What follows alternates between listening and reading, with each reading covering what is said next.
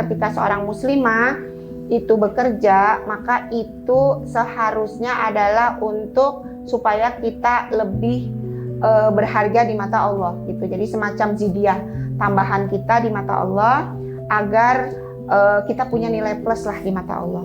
Kalau karyawan saya itu ada bonus dari omset yang dihasilkan, jadi ada bonus produktivitas. Jadi saya sedih kalau mereka take home pay-nya sedikit gitu. Artinya kan ini saya terbuka kepada mereka bahwa ini loh, kita kantor berusaha mencari varian produk baru, berusaha membuat program supaya customer, kemudian reseller agen kita itu bersemangat untuk menjual gitu. Nah, berarti dari dari karyawan sendiri suka saya tanya apa upaya kalian untuk bisa menaikkan omset gitu. Saya bahagia, kan seneng nih kalau kayak bulan lalu misalnya kalian pulang ke rumah bawa uang banyak-banyak gitu. Nah kalau turun kan kalian bawanya sedikit, saya juga sedih gitu. Jadi gimana caranya supaya semua itu bahagia gitu.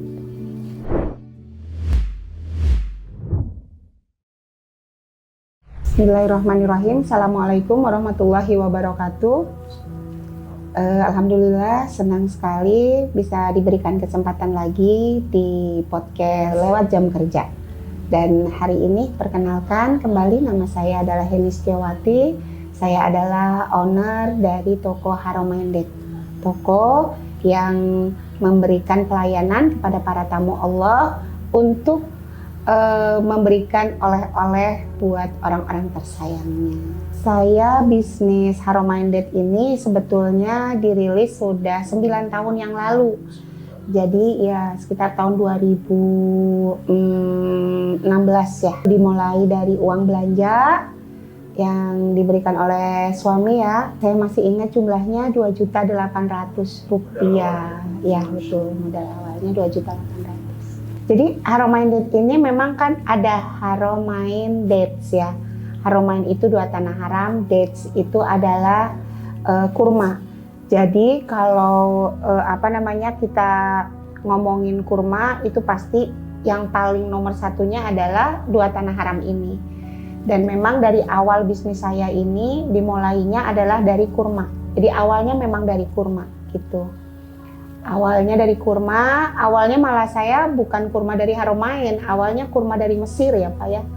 Jadi kurma Mesir, kita kerjasama dengan mahasiswa Indonesia yang ada di Mesir, seperti itu. Baru kemudian kok lumayan responnya, baru kemudian cari channel-channel yang ada di Madinah, yang ada di Mekah, dan seterusnya. Kalau ngurusin bisnis itu sebetulnya emang dari kecil sudah mulai jualan, dari mulai jual sirup jahe, dulu ibu jualan donat, gitu dititipin di koperasi, itu sudah sejak kecil ya, dari SMP itu udah mulai jual-jualan. Kuliah itu saya sudah bisa meng-arrange pasar ya. Jadi pasar, kebetulan saya dulu itu aktif di Yayasan Al-Kafi. Jadi Yayasan Al-Kafi itu yayasan yang ada di kampus gitu. Kerjasama dengan kelurahan setempat itu buat pasar ini untuk naikin ekonomi lah mungkin ya buat masyarakat di sekitar. Seperti misalnya penjual cabai, penjual kerupuk, penjual sayur gitu. Sampai ke mahasiswa yang punya perniagaan, nah kita kumpulkan itu sampai ada sekitar 200 pedagang. Bazar selama satu minggu, bahkan 1 minggu lebih ya. 1 minggu lebih. Waktu itu kos saya aja 25.000 waktu itu 1 bulan. Waktu itu saya bisa dapat laba sekitar 400.000 zaman itu. Zaman itu, iya. Maksudnya kos untuk sebulan bakso masih 500 perak Pak. Tapi waktu itu bisa dapat laba 400.000. Mungkin karena lihat ibu saya. Ibu saya itu kan guru, beliau guru. Tapi setelah bekerja, setelah beliau makan, istirahat, kita nggak dibiasakan tidur siang memang ya Pak. Nanti beliau bikin adonan, entah itu adonan kacang kacang sukro gitu. ya adonan bikin, kita bantuin ibu saya terus bikin donat. Nanti pagi malam-malamnya dibungkus, habis selesai belajar itu dibungkus, besoknya dititip-titipin di koperasi. Jadi waktu itu senangnya itu kalau malam udah selesai beres semua, hasil hari itu dihitung sebelum tidur gitu. Jadi mainan uang tuh seneng. Iya. Jadi waktu itu berpikirnya gaji ibu saya kan pegawai negeri Pak, golongannya juga lumayan sih beliau ya. Itu gajinya utuh. Karena makan sehari-hari itu didapat dari donat dan donat dan kacang sukro itu ya. Biasa jualan dari dulu gitu. Dan alhamdulillah sih sebetulnya kalau di masyarakat kita bukan keluarga yang kekurangan ya. Karena bapak saya pegawai negeri, ibu saya juga pegawai negeri, artinya di lingkungan itu kalau di kampung mah cukup terpandang lah sebetulnya. Cuma memang ibu kita tuh mendidik kita untuk bisa tadi memanfaatkan ya memanfaatkan waktu. Jadi nggak masalah pensiun juga nggak masalah ya. Iya, justru itu gitu supaya tetap aman ketika pensiun. Jadi ini mah rahasia ya Pak sebetulnya. Jadi saya itu banyak baca buku gitu ya bahwa mustahil orang yang sukses itu tidak melalui masa yang maksudnya masa-masa pahit, atau kalau mau sukses berarti harus berapa kali gagal gitu kan. Apalagi kalau kita baca-baca buku motivasi itu suka contohnya tuh misalnya Thomas Alva Edison gitu gitu kan, berapa kali coba berapa kali gagal gitu kan. Kemudian kita baca juga merek-merek ayam itu kan katanya si kakek itu harus nyoba 1000 kali baru ketemu resep yang cocok gitu ya. Tapi kok saya nggak pernah nemu literatur sahabat Nabi yang kaya raya, yang sukses mengalami kegagalan dalam bisnis. Jadi saya berprinsip kalau pingin sukses nggak harus gagal dulu kok gitu. Yang penting ikutin flow-nya sesuai dengan kemampuan. Nanti dia kalau kita konsisten nanti dia akan membesar sendiri gitu. Seperti Abdurrahman bin Auf ketika hijrah dari Mekah ke Madinah. Dari 0 rupiah kemudian dia membentuk pasar dan langsung melejit. Emang kita pernah dengar cerita Abdurrahman bin Auf gagal? Enggak loh. Jadi saya penganut yang nggak harus gagal dulu gitu. Kalau bisa mah terus naik gitu.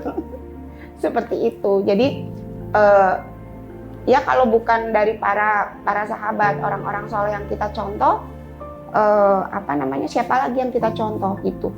Bisa jadi orang yang naik turun gagal itu bisa jadi dia tidak mengalami tidak melalui proses yang dari nol gitu. Maunya instan gitu ya, dengan modal besar berharap hasil besar, ternyata karena tidak dilakukan dari awal bisa jadi dia kurang mengalami latihan atau apa gitu. Cuma kalau lihat para sahabat itu kayaknya saya kok belum pernah tuh menemui literasi para sahabat itu gagal dari bisnis gitu ya. Rata-rata bisnisnya berkembang dan di akhir kehidupan mereka bisa berdaya untuk umat dan juga meninggalkan warisan yang sangat banyak sekali untuk keluarganya. Bahkan Umar bin Khattab itu kan 70.000 properti. 70.000 properti itu kan berarti 70.000 sertifikat. Memang awalnya tadi ya ada muyul sebetulnya. Muyul ini sudah ada, kemudian ada support system. Jadi suami saya ini itu saya nggak boleh cerita banyak-banyak kebaikan suami saya ya, nanti takutnya pada nyari. Tapi beliau itu support system yang luar biasa. Artinya saya mau jualan apa saja tuh beliau selalu mensupport. Misalnya saya itu kan sebelum mempunyai toko Haromaindet ini, apa yang bisa jadi uang itu dijual. Ya misalnya waktu awal pindah ke Bandung, saya survei ada pabrik bakso besar di Bandung, saya beli di sana, kemudian saya packing, saya frozenin, saya jual. Suami saya support sistemnya apa? Kayaknya seru ini dibikinkan web gitu. Jadi suami saya bikin web gitu. Kemudian di dekat-dekat tempat tinggal saya ada produsen spray. Saya coba lobby ke yang punya, kebetulan yang punya itu mualaf muslim. Akhirnya saya jualan spray. Setelah jualan spray, suami saya supportnya apa? Bikin webnya gitu. Jadi selalu membuat support system gitu, sehingga membuat mungkin saya menjadi lebih ringan ya, karena pendamping hidup saya mendukung apapun aktivitas saya gitu.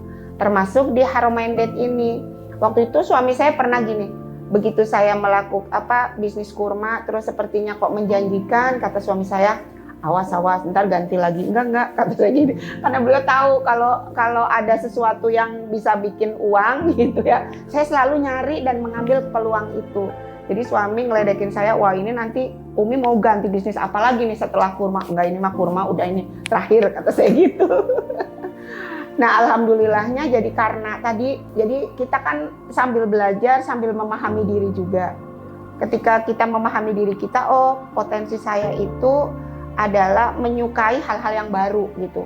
Nah ketika saya punya wadah toko, itu kan sebagai owner itu harus melakukan inovasi hal yang baru. Apa yang kalau yang ini sudah nggak FOMO lagi orang-orang, kira-kira menciptakan produk apa. Nah itu jadi kayak tersalurkan lah keinginan saya untuk tadi yang mungkin maaf ya dalam tanda petik agak ini bosen gitu ya, seperti itu. Jadi dengan adanya toko saya bisa mencari variasi produk untuk konsumen-konsumen saya. Sebetulnya kan awal dari toko Harominded ini kan dari rumah. Karena dari rumah berarti memang jangkauan waktu itu media sosial gitu, dari Facebook waktu itu zaman saya, kemudian melalui WhatsApp gitu. Kalau dulu kan ada BlackBerry itu ya, ada grup apa sih itu? Iya, BB gitu. Jadi memanfaatkan teknologi-teknologi yang ada pada saat itu, sehingga akhirnya konsumen banyak kan dari luar awalnya, karena kan dari rumah, jadi nggak ada toko yang untuk display gitu. Jadi sasarannya masyarakat di luar, kita kirim-kirim gitu, sampai akhirnya ya nggak terasa tabungannya banyak. Iya gitu. Jadi nggak pernah ngitung kan ya. Pokoknya karena kan mungkin ini yang membedakan kali ya. Kalau saya bisnis itu dengan menyenangkan dilakukannya. Karena saya tidak punya beban-beban mungkin ya target atau nafkah harian misalnya gitu. Karena kan sudah dijamin sama suami gitu. Jadi ya saya bisnis untuk kesenangan saya. Enggak lah Pak. Tapi ikut menikmati ya. Kalau hasil buat saya Pak. Macem-macem Pak. Jadi kita sekarang ini barang itu tersebar di khusus yang jelas paling banyak itu di Mekah dan Madinah. Kemudian ada dari Libya. Kemudian ada dari Mesir. Mesir itu sekarang coklat, lebih ke coklat gitu. Kemudian ada dari Thailand, madu, ya ada madu dari Thailand. Kemudian Turki itu coklat, kue itu ada dari Turki. Sebetulnya membangun dengan supplier ya Pak, ya itu tuh berjalan dengan sendirinya sebetulnya sih, dari mulai channel sedikit, lama-lama kan bisnis kita berkembang, kita mulai dikenal oleh masyarakat dan dikenal oleh para supplier ini. Maka para supplier inilah yang kemudian mendatangi kita.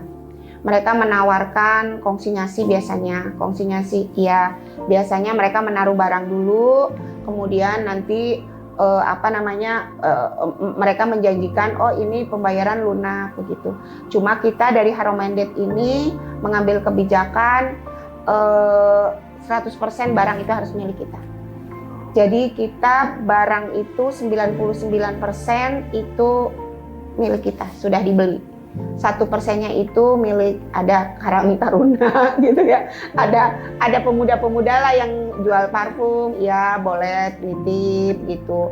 Kemudian ada ibu-ibu yang secara perizinan sudah ada, misalnya ya makanan-makanan pensupport kegiatan umroh dan haji, seperti ada Mustofan, itu semacam kayak kentang kering tapi nggak digoreng tapi di oven gitu.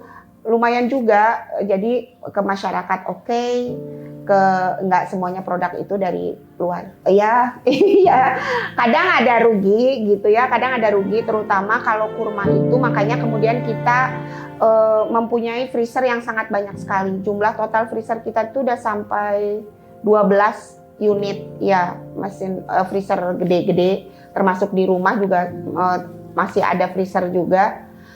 Itu gunanya untuk supaya kita tidak beresiko, karena kalau kurma itu di Indonesia itu kan lembab, jadi mudah kutuan, maka penyimpanannya dari freezer. Jadi memang barang kita memang 99% itu sudah kebijakan lah, dari dulu sudah berjalan sampai dengan 9 tahun ini kebijakan itu. Jadi kalau orang mau konsinyasi kan sebetulnya kita diringankan ya Pak, senang gitu. Senang itu artinya nggak usah pakai modal, ini banyak. Cuma kalau seperti itu kita fighternya tuh kurang. Jadi kalau kita beli 100% milik kita, itu kita berupaya bagaimana caranya supaya barang ini laku. Kalau rugi ya beberapa kali ada beberapa produk yang expired gitu ya, payahnya itu. Makanya kalau saya ada manajer toko itu, karena saya kan sebetulnya kalau jualan itu untuk ibu-ibu cocok banget. Cocoknya tuh karena ibu-ibu kan suka belanja. Nah kalau jadi owner itu setiap hari kerjanya belanja Pak. Gitu. Jadi belanja produk ini yang kita sukai, habis itu transfer gitu. Ini kan menyenangkan gitu ya. Belanja transfer gitu. Nah jadi kalau kita transfer belanja bahagia kan berarti kadang impulsif gitu kan. Nah jadi harus ada kontrol. Sekarang kalau anak-anak itu Umi kalau mau belanja tidak boleh sendiri, di sebelahnya harus ada orang. Harus digandeng tangan. Iya betul, karena takutnya tadi impulsif gitu, hanya ngejar misalnya lebih murah 5.000 gitu, tapi belanjanya banyak gitu. Yang pusing yang manajer tokonya, karena dia harus menghabiskan. Kalau saya senang aja. Berapa karyawan? Alhamdulillah sekarang dengan yang online kan ada studio lagi satu di rumah anak saya ya. Itu di sana ada 4, yang ada di sini 10. Jadi 14 dengan yang online gitu.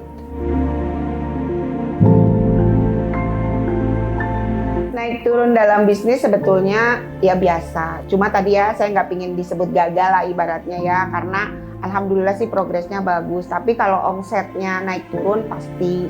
Apalagi sekarang daya beli itu menurun seperti itu. Nah sekarang berarti kalau kewajiban saya sebagai owner itu bagaimana supaya kapal yang sudah jalan ini, yang saya nakodai bersama dengan para karyawan saya ini tetap berjalan gitu ya, dan melakukan ekspansi, maka harus diperlukan ide-ide yang mungkin out of box gitu, dan harus cepat gitu. Jadi memang sebagai pemilik bisnis, satu kerjaannya apa tadi? Belanja, kemudian kerjaannya berikutnya adalah transfer, yang ketiga itu mengikuti perkembangan zaman. Jadi produk apa hari ini yang digemari, yang viral, terutama kalau saya yang berhubungan dengan oleh-oleh haji dan umroh gitu. Jadi kayak misalnya sekarang nih yang lagi viral parfum, misalnya kita ngadain parfum. Kita cari parfum yang viral, kemudian kita adakan di sini. Kemudian apalagi nih oleh-oleh haji dan umroh yang viral? Oh ternyata tumbler dengan gambar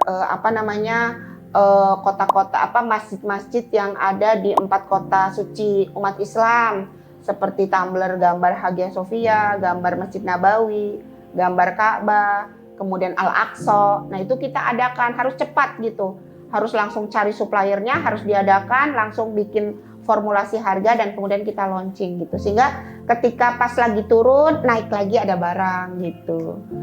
Kemudian yang berikutnya selain barang, kita berusaha untuk mengikuti teknologi, termasuk diantaranya kayak membuat copywriting yang bikin FOMO, kemudian cari konten-konten yang lagi viral, kemudian kita menggunakan konten itu untuk kita buat di media sosial kita. Makanya kalau lihat saya sampai kadang-kadang ada pengusaha yang lain, teman-teman saya itu suka japri, Mbak itu konten kreatornya siapa gitu. Konten kreatornya siapa, dapatnya di mana gitu ya. Sebetulnya konten kreator ya kru-kru kita aja, memanfaatkan SDM yang ada, kemudian kita belajar bareng-bareng, kira-kira bikinnya begini-begini, sehingga bikin konten buat karyawan saya itu sesuatu yang menyenangkan gitu. Yang iya betul, yang tidak menyenangkan kalau mereka bikin konten tapi saya belum nge-like, itu mereka amat sangat ini sekali. Kayak tidak merasa begitu saya udah nge-like itu mereka sudah bahagia sekali. Sebetulnya banyak sekali. Kalau wanita itu kan memang ketika dia mempunyai penghasilan, tujuan utamanya tidak boleh untuk menafkahi keluarga ya, karena itu murni haknya, kewajibannya seorang suami. Artinya ketika seorang muslimah itu bekerja, maka itu seharusnya adalah untuk supaya kita lebih berharga di mata Allah gitu. Jadi semacam zidiah tambahan kita di mata Allah agar kita punya nilai plus lah di mata Allah. Termasuk diantaranya kalau orang punya penghasilan itu, kalau mau kita nyumbang, ada proposal, mau sedekah, mau infak ke Palestina itu lebih mungkin nggak harus bentar saya nanya dulu suami ya, kan kadang banyak yang begitu ya, ditawarin bentar ya saya nunggu ini dulu. Nah kalau punya penghasilan sendiri paling kita sifatnya kayak laporan aja sama suami, oh ini tadi tuh ngeluarin buat ini gitu, seperti itu. Dan jadi semangat terus ya setiap hari. Betul. Sama ini sih Pak, rata-rata karyawan itu kan mereka itu hampir sebagian besar karyawan saya itu mereka itu kayak andalan di keluarga gitu. Artinya ketika saya kemudian membiarkan mereka berhenti, itu rasanya sudah memberikan kesedihan gitu kepada mereka. Jadi ini mah kita harus fight, ini kita harus fight, dan itu tuh kita bicarakan bersama. Setiap kali awal bulan, maka hari keduanya kita evaluasi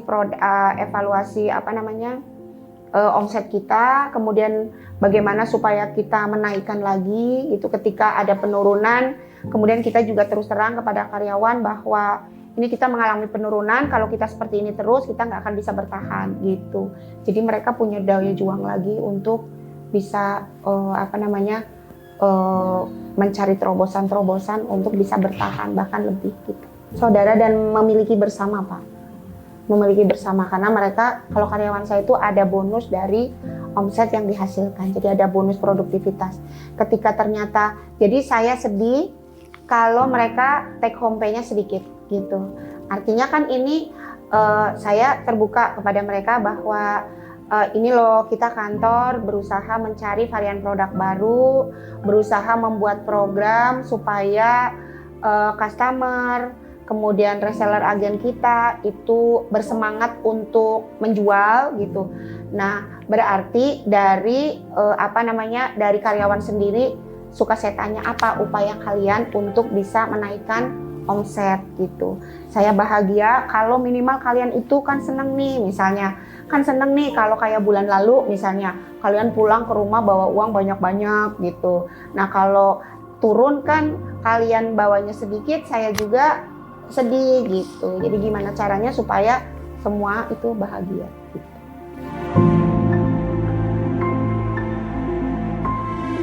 Sebetulnya kalau urusan bagi waktu itu ada dalam doa. Karena kalau hitung-hitungan manusia itu kayaknya dengan waktu yang ada melakukan banyak hal itu sesuatu yang mustahil begitu. Tapi saya itu memang berdoa kepada Allah agar dimudahkan untuk bisa mengatur semuanya, meskipun terkadang agak terseret-seret gitu.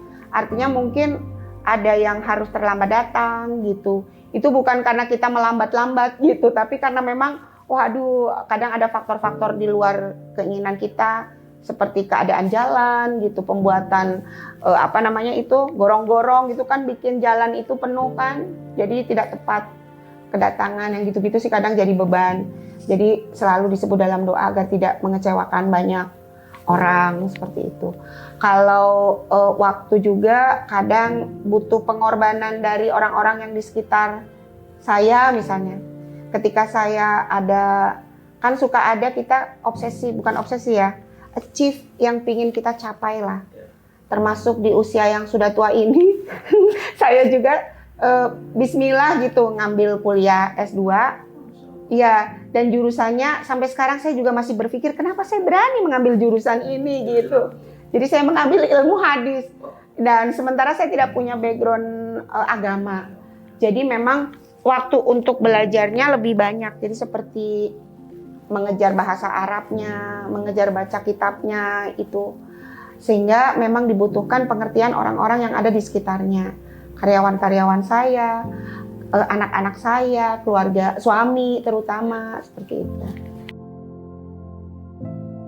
Jadi betul saya itu memang mengikuti beberapa komunitas, termasuk diantaranya dulu waktu di kampus itu kita ada komunitas lembaga dakwah kampus ya Pak dulu ya.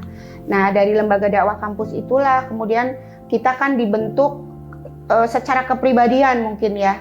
Harus menjadi kepribadian yang tangguh dari segi akidah, kita harus kuat, dari segi akhlak harus bagus, sampai ke kita harus mandiri secara ekonomi ibaratnya.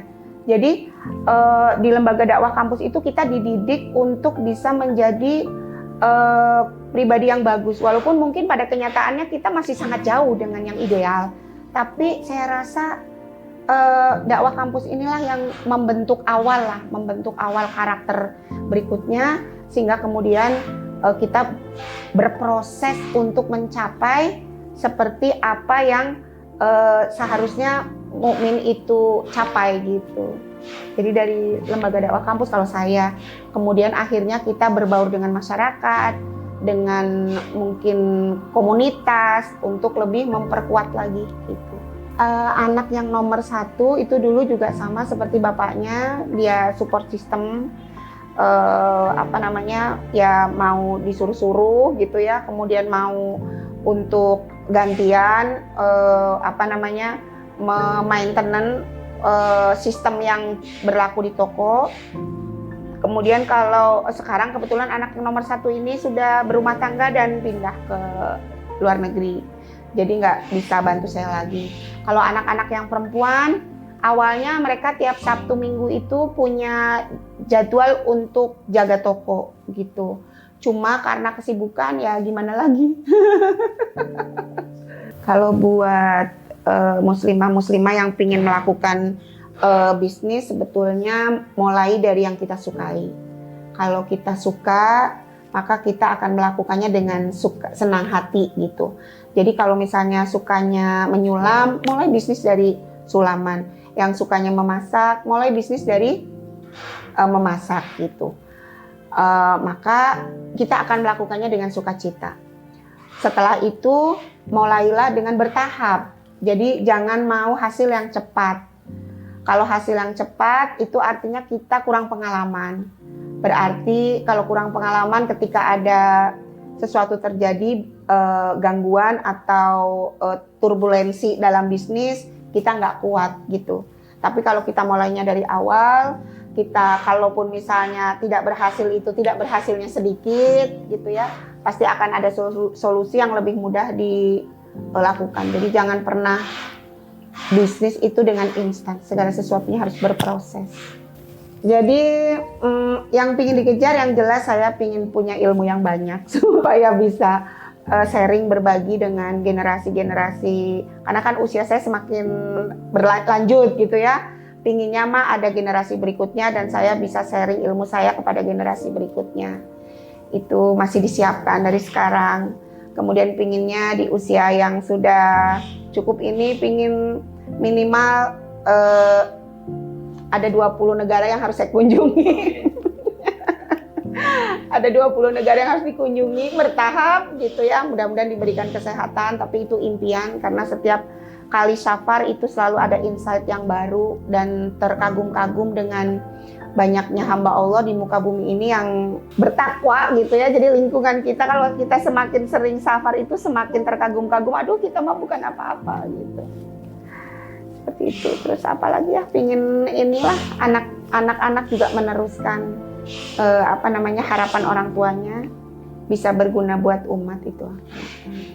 Buat rekan-rekan yang masih menyimak, kalau ingin tahu lebih banyak tentang oleh-oleh haji dan umroh, bisa kunjungi IG @haromaindet. Di sana ada banyak produk-produk sehat dan oleh-oleh haji. Dan yang paling utama di toko Harum Minded ini kita bisa mengcustom oleh-oleh haji kita sesuai dengan budget kita, sesuai dengan konsumen yang atau teman yang ingin kita berikan gift hadiah seperti itu, sehingga banyak pilihannya. Selain itu juga terdapat banyak produk-produk sehat dan produk-produk sunnah. Di sini bisa dikunjungi di wilayah Arca Manik Endah nomor 52A Bandung. Terima kasih buat yang sudah menyimak podcast lewat jam kerja. Mudah-mudahan obrolan kita pada saat ini menjadi bermanfaat dan menjadi inspirasi, dan mudah-mudahan kita semua bisa bermanfaat bukan hanya untuk diri sendiri tetapi juga bisa untuk umat yang ada di sekitar kita. Wassalamualaikum warahmatullahi wabarakatuh.